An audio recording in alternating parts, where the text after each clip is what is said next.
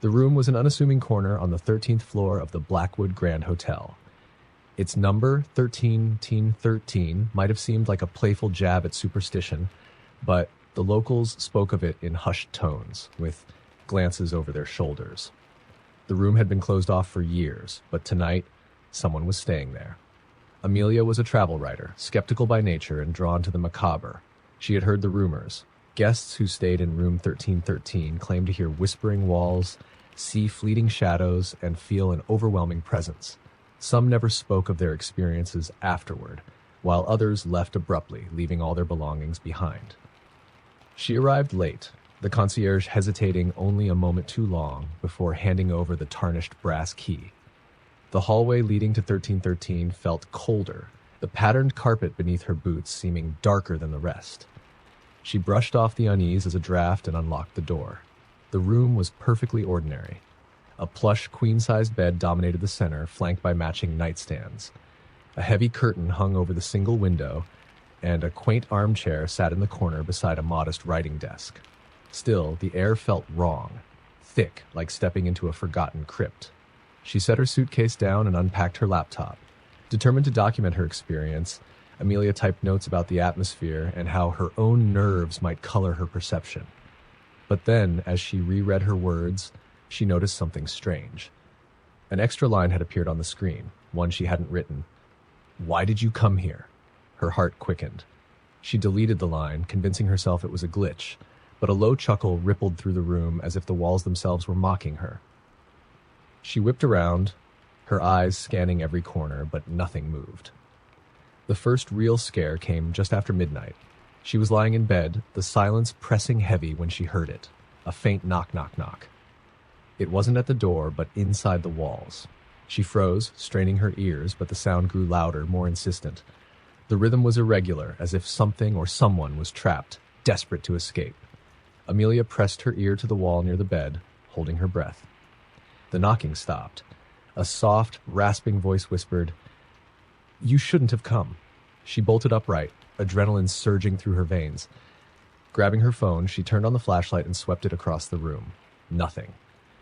The air seemed colder now, her breath visible in the dim light. She decided to record a voice memo, speaking shakily about the events so far. When she played it back, her voice wasn't the only one. Beneath her words was another voice, barely audible but unmistakably male. It repeated the same phrase over and over, "Help me, he's here." Her hands trembled as she replayed it, each repetition sinking deeper into her psyche. The room suddenly felt smaller, the shadows longer and darker. The lamp on the nightstand flickered and died, plunging her into near darkness, save for the weak beam of her phone's light. Then came the scratching. It started in the far corner by the window, a slow, deliberate scrape like nails on wood. It crept closer, inching toward her, the sound unbearable in the silence. She backed away, her heart hammering, until she hit the wall behind her. "Who's there?" she shouted, her voice cracking. The scratching stopped. For a moment, all was silent. Then the curtains billowed as if caught in a violent wind, though the window was tightly shut. Behind them, a figure began to emerge. Tall and gaunt, its eyes were pits of darkness, its mouth stretched into a grotesque smile. Amelia screamed, bolting for the door. It wouldn't budge. She fumbled with the lock, her fingers numb with fear. The figure moved closer, its presence oppressive. The walls seemed to close in, the room warping around her. The last thing she remembered before the world went black was its voice, low and guttural. "You can't leave." When she woke, it was morning. The room was pristine, the sunlight streaming through the window as if nothing had happened. Her suitcase was neatly packed by the door. Shaking, she grabbed her things and fled, not daring to look back. Downstairs, the concierge barely glanced at her. As she handed over the key, Amelia noticed a new plaque on the front desk. It read, "For your safety, room 3113 is permanently closed." She started to protest, to explain that she had just stayed there, but the concierge shook his head. "Miss, that room has been sealed for over 10 years. No one stays in room 1313. Amelia stared, her blood running cold. In her pocket, her phone buzzed with a notification. She pulled it out to see a new voice memo, recorded at 3:13 a.m. The title read, "Still Here." Story number 2. The storm raged outside as Daniel, a weary traveler, sought refuge at the Hollow Pines Inn. a crumbling relic of a building hidden deep in the woods. The innkeeper, a frail old man with clouded eyes, handed Daniel a rusted key. "Room 7, he muttered. "Stay inside, lock the door, and don't open it for anyone." Daniel smirked at the melodrama but nodded. He didn't believe in ghost stories or superstitions, and his only focus was getting some rest before continuing his journey. The room smelled faintly of damp wood and mildew. A single flickering bulb lit the small space. The bed was covered with a quilt that had seen better decades, and the window overlooked the storm-lashed forest. Exhaustion weighed heavy on him as he bolted the door, kicked off his shoes, and collapsed onto the creaky bed. The first knock came just after midnight, 3 sharp raps at the door. Daniel jolted awake, his heart pounding. He glanced at the clock on the nightstand, 12:07. Groaning, he got up and peered through the peephole. No one was there. Another knock came, louder this time, followed by a faint, melodic whisper. "Daniel, let me in." His blood ran cold. He hadn't told anyone his name. Chalking it up to a dream or fatigue, he returned to bed, pulling the blanket up to his chin. But then came the sound of footsteps, soft, deliberate, and impossibly close. They didn't come from the hallway, but from inside the room. Daniel froze, straining to hear over the thunder. The sound circled him, growing louder, until it felt as if someone were breathing just inches from his face. He reached for the bedside lamp, but before he could turn it on, the whispers returned. Louder now, rasping and fragmented. "Let me in. It's so cold." He leapt out of bed, his eyes darting around the room. The faint light from the storm illuminated fleeting shadows in the corners, but there was no one there. His chest heaved as he grabbed his phone, turning on its flashlight. The beam trembled in his shaking hand, sweeping the room. The closet door creaked open. Daniel's breath caught. Slowly he approached, heart hammering like a war drum. The air grew colder with each step, his flashlight dimming as though the darkness were swallowing it. He reached the door and yanked it open, revealing nothing, just empty hangers and dust. Relief washed over him, but it was short-lived. From behind him came a low, guttural laugh. He spun around, the flashlight beam landing on a figure standing by the bed, a pale woman in a tattered white dress, her eyes black as voids, her head tilted unnaturally, and a sickening grin stretched across her face. "Why won't you let me in?" she crooned, her voice echoing with layers as though several voices spoke in unison. Daniel screamed, dropping the phone. The light flickered and died as the room plunged into total darkness. He fumbled for the door, yanking at the bolt, but it wouldn't budge. The whispers grew louder, surrounding him, seeping into his skull like invasive tendrils. The last thing he saw in a flash of lightning was her face inches from his, her smile stretching impossibly wide, revealing rows of jagged, rotten teeth. The next morning, the storm had passed, and the inn was eerily quiet. The innkeeper shuffled to room 7 with a fresh set of linens. He knocked gently, but received no answer. Frowning, he unlocked the door and stepped inside. The room was empty. The bed was neatly made, the air heavy with an unnatural chill. On the mirror, written in smeared condensation, were the words, "I let her in." Story number 3. The old Whitlock Hotel sat at the edge of town, abandoned for decades. Its peeling facade loomed over the surrounding area, a silent reminder of its history. People whispered about the tragedy, the night everyone on the top floor vanished. They spoke of room 616, a cursed space where guests entered but never left. Rachel and her friends, thrill seekers and amateur ghost hunters, decided to investigate. The town's warnings didn't faze them. To Rachel, it was just another urban legend waiting to be debunked. Armed with cameras and flashlights, they broke in under the cover of night, the hotel's gaping doorway swallowing them whole. Inside, the air was thick with dust and an unsettling stillness. Their footsteps echoed down the grand, decaying halls. The chandelier above them swayed gently, though no breeze stirred. They climbed the staircase to the 6th floor, their excitement mounting as they neared the infamous room 616.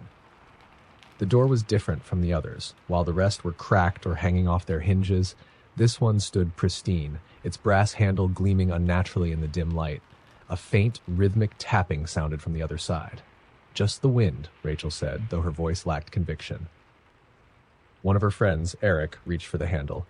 "Let's see what all the fuss is about." The door swung open easily, revealing a room frozen in time. The furniture was untouched, the bed neatly made, and a faint scent of lavender lingered in the air. Yet something was off. The walls seemed to pulse faintly, like the room itself was alive.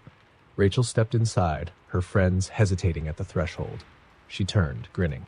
"See? Nothing to be scared of." As she spoke, the door slammed shut behind her. She spun around, rattling the handle, but it wouldn't budge. Her friends pounded on the other side, their muffled voices calling her name. The room darkened. The once cozy furnishings seemed to rot before her eyes, the bedspread fraying, the wallpaper peeling to reveal jagged scars in the walls. Shadows gathered in the corners, pooling and writhing like living things. Then she heard it, a low, wet breathing coming from nowhere and everywhere at once. "Who's there?" she demanded, her voice trembling. The breathing stopped. A moment later, a voice, soft, childlike, and chilling, whispered, "You're here to stay." The shadows surged forward, forming a grotesque figure. It was human-like but twisted, its limbs unnaturally long, its face featureless, save for a gaping black mouth. It reached for her, its fingers stretching like tendrils. Rachel screamed, backing away, only to hit the wall. The room seemed to shift around her, the floor buckling, the walls closing in. Her friends' voices were faint now, fading into the void. In the final moments before the darkness consumed her, she saw the figure's face, her own face, staring back at her, twisted in agony. Days later, Rachel's friends were found wandering the woods near the hotel, incoherent and trembling. When the police arrived to investigate, room 616 was empty, its door sealed shut as if it had never been opened. But those who walked past the hotel afterwards swore they heard tapping from that room, persistent, relentless, and growing louder with every passing night. Story number 4. The Greywick Motel was the kind of place you only stayed at if you had no other choice. Tucked along an empty stretch of highway, it seemed to exist purely out of spite, defying time and logic. Its neon sign buzzed faintly, the O flickering on and off, casting eerie shadows on the cracked pavement below. Cassie didn't plan to stop there, but her car had other ideas. With smoke billowing from the hood and night falling fast, the motel became her only option. The lobby was empty, except for an old woman hunched behind the counter, her skin as thin and wrinkled as tissue paper. "Just one night," Cassie said, placing a credit card on the counter. The old woman didn't look up. Her fingers trembled as she slid a key across the counter. "Room 9, she muttered. "No refunds. Don't answer the phone." Cassie frowned, but didn't question it. She was too tired to care about cryptic warnings. Room 9 was down a narrow, dimly lit corridor. The faint smell of mold lingered in the air, and the wallpaper seemed to ripple like waves in her peripheral vision. She chalked it up to exhaustion. Inside, the room was just as depressing as the exterior. A sagging bed, a flickering lamp, and an outdated TV that hummed even when it was off. She locked the door, double-checked it, and threw her bag onto the chair. As she settled onto the bed, her phone buzzed. No service. Great. She sighed and flipped through an old magazine left on the nightstand, hoping to distract herself from the oppressive silence. That's when the phone rang. It wasn't her cell phone, but the ancient rotary phone sitting on the nightstand. She stared at it, her heart skipping a beat. She picked up the receiver cautiously. "Hello?" Static crackled on the other end, followed by a faint voice. "Cassie?" Her stomach dropped. She hadn't told anyone her name. "Who is this?" The line went dead. She hung up, her hands shaking. It had to be a prank. Maybe the old woman at the front desk had seen her name on the card and decided to mess with her. She laughed nervously, trying to shake off the unease. The phone rang again. This time, she didn't answer. She unplugged the cord from the wall and tossed the phone into the closet. As she turned back toward the bed, she froze. The TV, which had been off, flickered to life. Static filled the screen, and faint images began to form. A long hallway, an open door, a figure standing in the shadows. Cassie approached cautiously, her heart pounding. As she neared the TV, the image changed. The hallway was now hers, room 9. The camera zoomed in slowly on the door, and then on her. A knock came from behind her. She spun around, eyes wide. The door was locked. She could see the chain still bolted, but the knock came again, louder this time, as though the wood itself might splinter under the force. "Who's there?" she shouted. Silence. Cassie stepped closer to the door, peering through the peephole. The hallway was empty. Her pulse raced as she backed away, her hand reaching for her phone, forgetting it had no signal. The knock came again, this time from the closet. Cassie screamed, grabbing the nearest object, a heavy ashtray from the nightstand. Slowly, she approached the closet, every step heavier than the last. The doorknob rattled as though someone or something was trying to get out. She gripped the ashtray tightly, holding her breath as she flung the door open. The closet was empty, save for the rotary phone. It sat in the middle of the floor, the cord neatly coiled. Its receiver was off the hook, dangling as though it had just been used. Before she could process it, the TV cut out, plunging the room into darkness. Cassie stumbled backward, panic overtaking her. Then, in the silence, she heard it, breathing. It wasn't hers. It was deep, labored, and impossibly close. Her hand fumbled for the door, but it wouldn't open. The breathing grew louder, and the room seemed to close in around her. Then from the shadows came a voice, low, guttural, and filled with malice. "You should have answered." The lights flickered back on, and the room was empty. The door swung open effortlessly, revealing the deserted corridor. Cassie grabbed her bag and fled, running past the front desk without looking back. She never noticed the old woman watching her leave, a small, knowing smile on her lips. Later, when the next traveler checked in, the old woman handed them a key. "Room 9, she said, her voice barely above a whisper. "No refunds. Don't answer the phone." Story number 5. The Beacon Hill Sanitarium had been abandoned for decades, sitting at the edge of the forest like a crumbling sentinel. Locals avoided it, citing tales of patients who had vanished, staff who had gone mad, and echoes of screams that still haunted the halls. Despite the warnings, Jacob, a journalist chasing a story, decided to spend the night there. The legend of Room 304, where the infamous Dr. Greaves performed his cures, was too tantalizing to resist. It was said that anyone who entered Room 304 never came out the same. Armed with a flashlight, a camera, and a notebook, Jacob made his way into the building. The air inside was damp and cold, carrying the faint, sickly sweet scent of decay. Graffiti marked the walls, and the silence was broken only by the occasional drip of water echoing through the corridors. He found the stairwell and ascended to the 3rd floor, each step creaking beneath his weight. The hallway leading to room 304 was different, narrower, the walls streaked with dark stains that could have been water or something else entirely. The closer he got, the heavier the air became, pressing against him like an unseen force. When he reached the door, he hesitated. It was unlike the others. While most were splintered or hanging off their hinges, this one was pristine, as though time had no claim over it. The brass numbers gleamed faintly in the moonlight spilling through a nearby broken window. Jacob pushed the door open. The room was small, containing only a rusted metal bed, an overturned chair, and a single cabinet. Chains dangled from the bed frame, their links still stained with rust and something darker. He felt a chill run down his spine, but forced himself to step inside. The door slammed shut behind him. Spinning around, he tried the handle, but it wouldn't budge. His flashlight flickered, and the room seemed to shift, the walls rippling as though they were breathing. A faint sound reached his ears, a soft, wet rustling, like flesh being dragged across tile. He turned the flashlight toward the cabinet. Its door was ajar now, though he hadn't touched it. From within came a low, guttural moan. "Who's there?" Jacob called, his voice trembling. The cabinet door swung open violently, revealing nothing. But the moan grew louder, filling the room, coming from everywhere and nowhere. His flashlight died, plunging him into darkness. Then he felt it.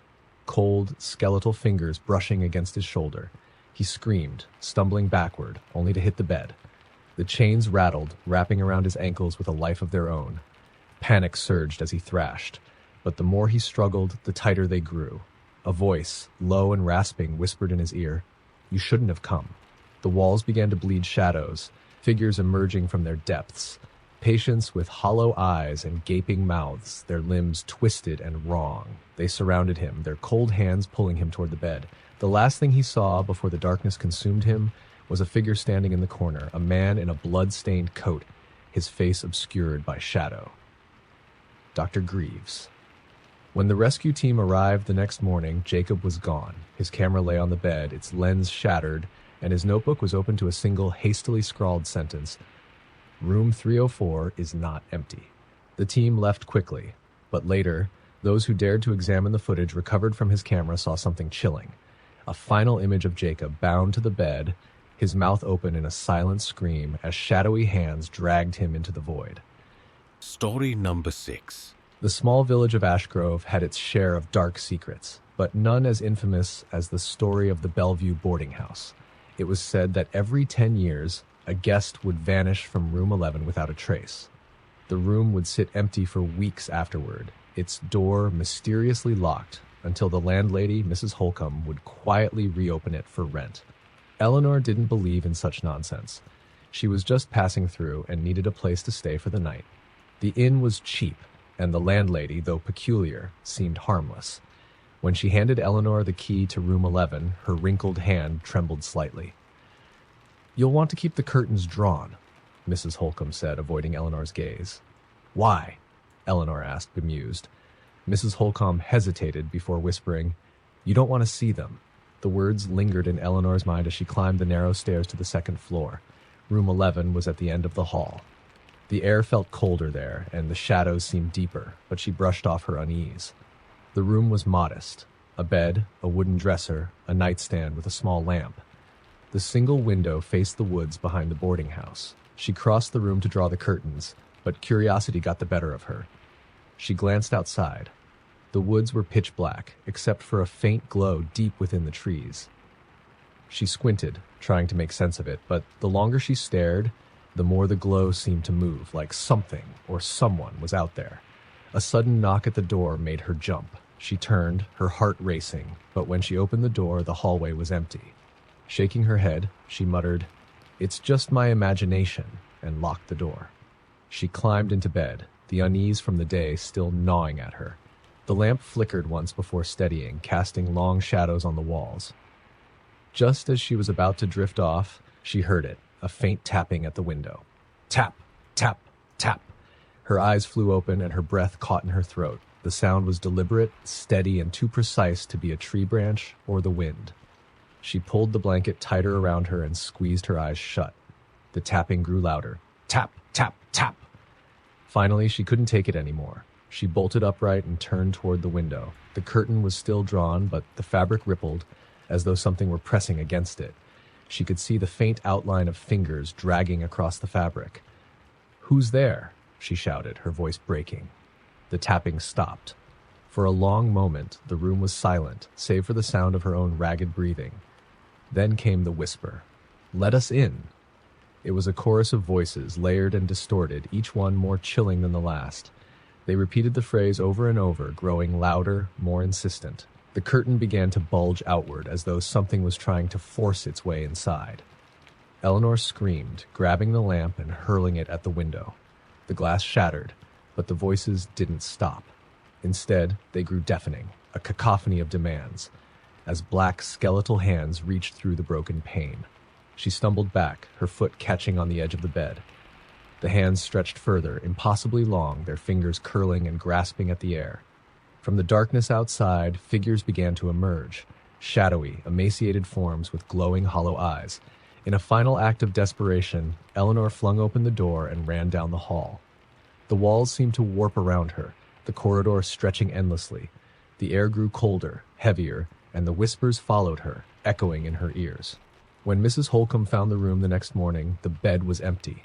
The curtains hung in tatters and the window was wide open, though there had been no storm. Eleanor's suitcase and belongings were untouched, but on the mirror, written in dripping black letters, were the words, "We told you not to look." Room 11 was locked again, and for weeks no one spoke of what had happened.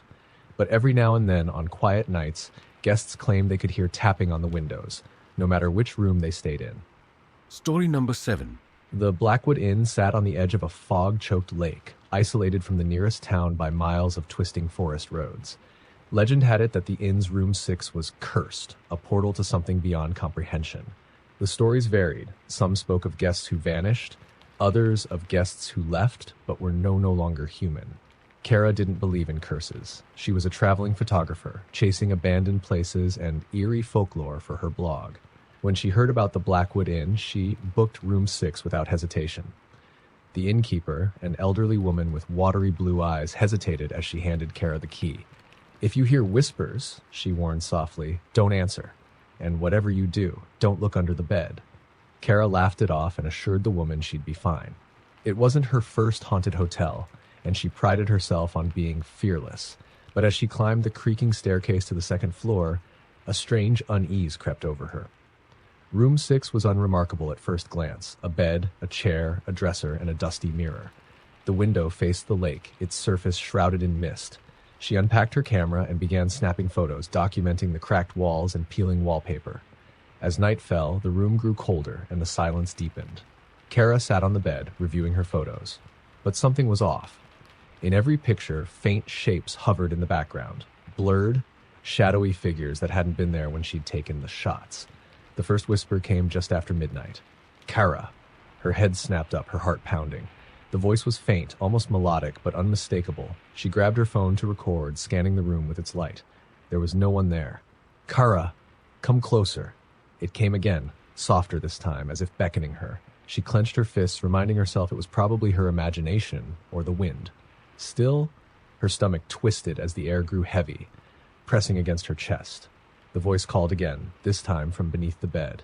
Her breath hitched. The innkeeper's warning echoed in her mind. Don't look under the bed.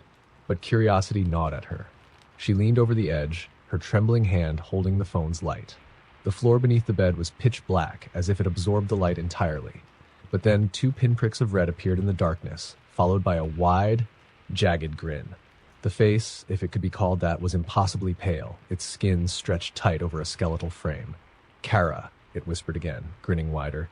I've been waiting for you, she screamed, scrambling back, her heart racing as the thing began to crawl out. Its limbs were too long, its movements jerky and wrong, like a puppet with tangled strings.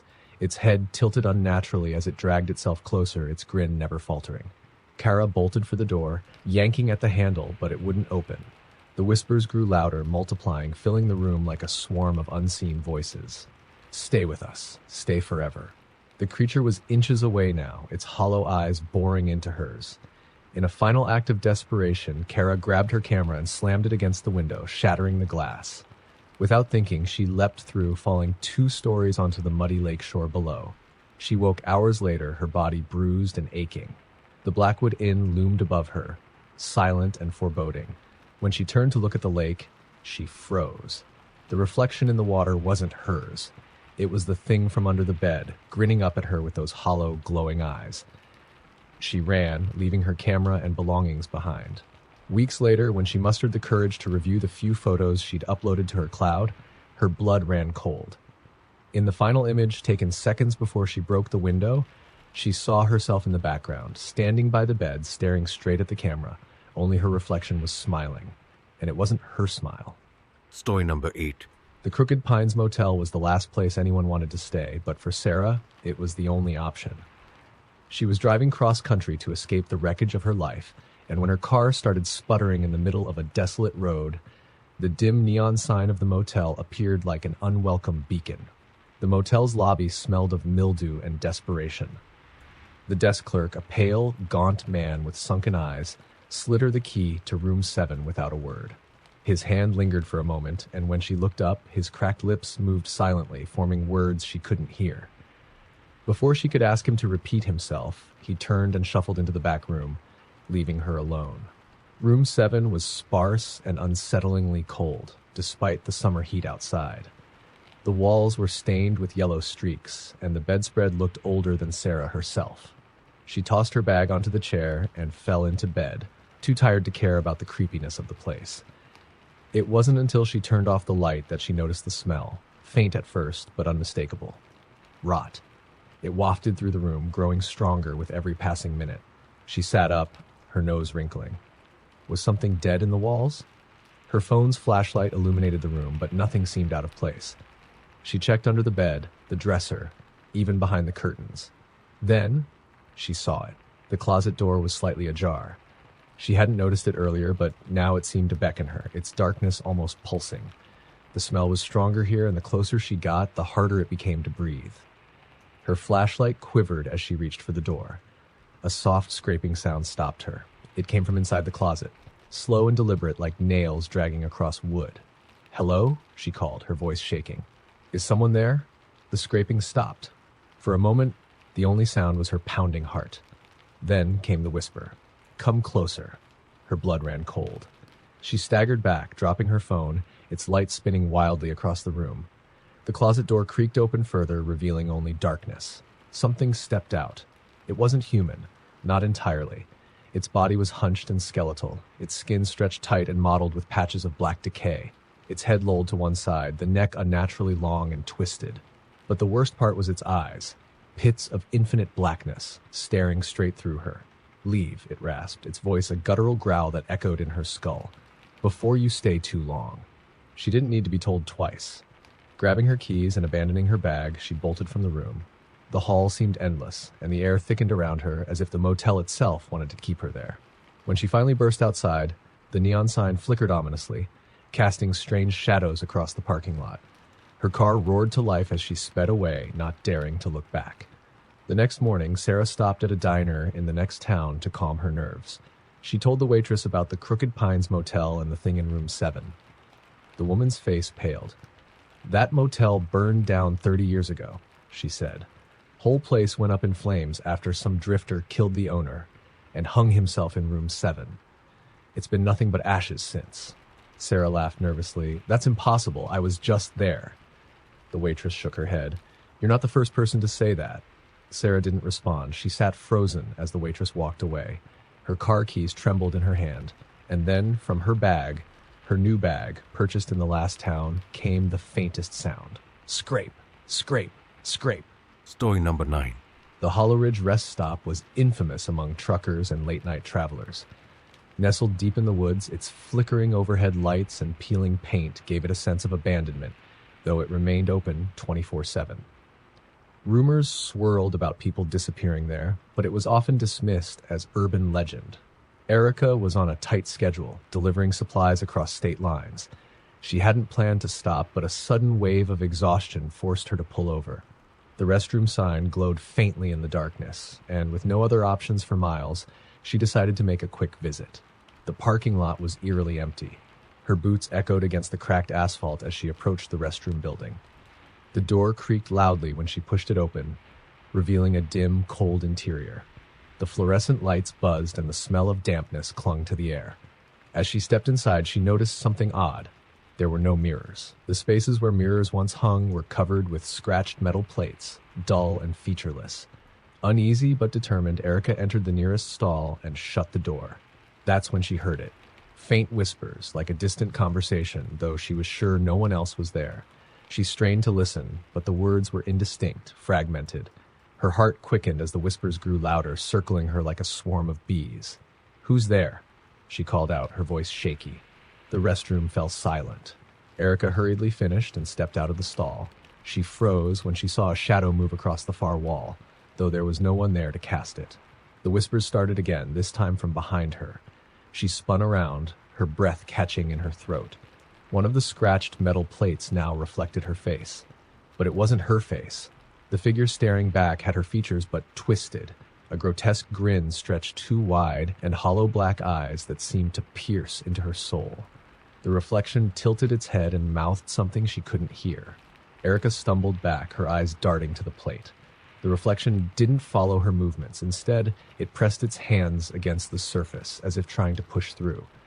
Its mouth opened wider, revealing rows of jagged teeth, and a soundless scream began to fill the air. Panicking, Erica bolted for the door, but the door wouldn't budge. She pounded on it, screaming for help, but her voice seemed swallowed by the oppressive air. The lights flickered, and the whispers rose to a deafening cacophony. When she turned back, all the scratched plates were glowing faintly. Dozens of reflections stared at her now, all twisted and wrong. Some were laughing silently, others clawing at the surface as though desperate to escape. And among them she saw one reflection that wasn't hers. A man, tall and gaunt, stood in the plate closest to her. His face was obscured by a shadow, but his eyes glowed a sickly yellow. Slowly, he raised a hand and pointed directly at her. The whispers stopped. The room fell deathly silent. Then, in a voice that sounded like it came from the walls themselves, he spoke. "You shouldn't have looked." The lights went out. When Erica's truck was found the next morning, it was parked neatly in the Hollow Ridge lot, her belongings untouched. The restroom was empty, save for a single boot lying in one of the stalls. But late at night, travelers swear that if you look closely at the scratched metal plates, you'll see her face, screaming silently, trapped forever. Story number 10. The old Crescent Theater had been shuttered for years, its marquee dark and letters missing, but it was still a magnet for urban explorers and ghost hunters. They whispered about the Silent One, a ghost said to haunt the theater's main stage. According to legend, anyone who ventured into the basement would hear faint applause and never come back. Danny, an amateur filmmaker, dismissed the tales as nonsense. He was there to document the decay for his channel, not hunt for spirits. The building's facade loomed before him in the moonlight, its Art Deco architecture crumbling like a forgotten relic. He climbed through a broken side door and stepped into the lobby. The air was thick with the scent of mildew and dust. Faded posters still clung to the walls, advertising movies from decades past. Danny's flashlight swept across the cavernous space, illuminating torn carpet, shattered chandeliers, and scattered debris. His camera hummed as he recorded. The theater's silence was oppressive, broken only by the creak of his footsteps. When he entered the auditorium, his breath caught. Rows of rotting seats faced a stage cloaked in shadow, its heavy curtains sagging in the middle. Despite the state of disrepair, Danny felt as though the room were alive, watching. He climbed onto the stage, his boots echoing against the wooden boards. The air grew colder the closer he got to the curtain. His flashlight flickered, and he muttered a curse, tapping it until the beam steadied. He aimed the light at the curtain and saw a handprint pressed into the dust. The handprint was fresh. Danny froze. "Hello? Is someone here?" His voice sounded small in the vast space. No answer. Then, faintly, he heard it. A slow clap. Clap! Clap! It came from below as though rising from the very bowels of the building. His heart raced, but curiosity pushed him forward. Behind the curtain, he found a staircase leading down. The air smelled of damp earth and decay. The applause grew louder as he descended, rhythmic and mocking. The basement was a maze of hallways lined with dressing rooms and storage spaces. His flashlight swept over broken mirrors and crumbling furniture. The clapping stopped abruptly, leaving a suffocating silence. Then, from somewhere deep in the darkness, a voice spoke. "Welcome back." Danny's blood turned to ice. The voice was soft, almost playful, but carried an edge that made his skin crawl. He swung the flashlight around, but the beam revealed only empty corridors. "I've been waiting," the voice said again, closer now. "Step into the light." A faint glow appeared at the end of the hallway, beckoning him. Danny's legs moved on their own, his terror overridden by an unnatural compulsion. The glow led him to a small room, its walls lined with dusty costumes and broken props. In the center was a single spotlight shining down on an antique chair. The chair wasn't empty. A figure sat there, its body draped in a moth-eaten theater cape.